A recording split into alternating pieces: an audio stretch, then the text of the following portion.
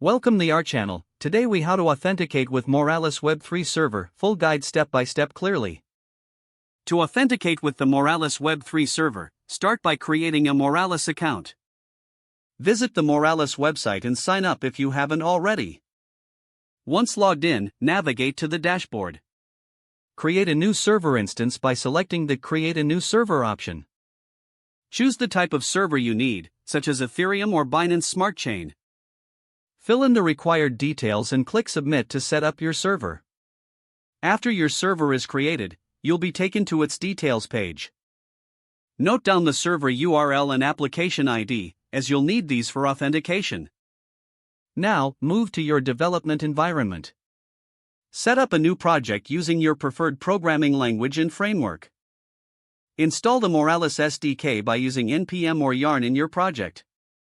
To do this, run the command npm install Moralis or yarn add Moralis. Import Moralis into your project.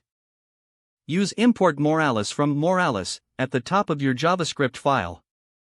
Initialize Moralis in your code by calling moralis.initialize with your application ID. Next, call moralis.server URL with your server URL. To authenticate a user, create a function that triggers on a button click. In this function, call moralis.authenticate.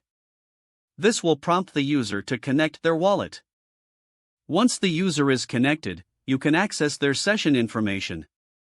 Use Moralis user.current to retrieve the authenticated user.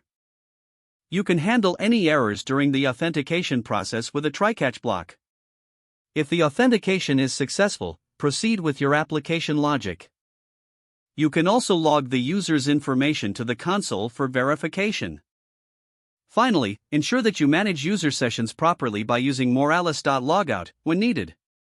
Congratulations, you've completed the authentication process with the Moralis Web3 Server. If the page does not load, refresh the browser or try again in a private or incognito window. Make sure you are using the correct email address, then retype it carefully to avoid small typos. Don't forget to like this video and subscribe to our channel for more step-by-step tech guides.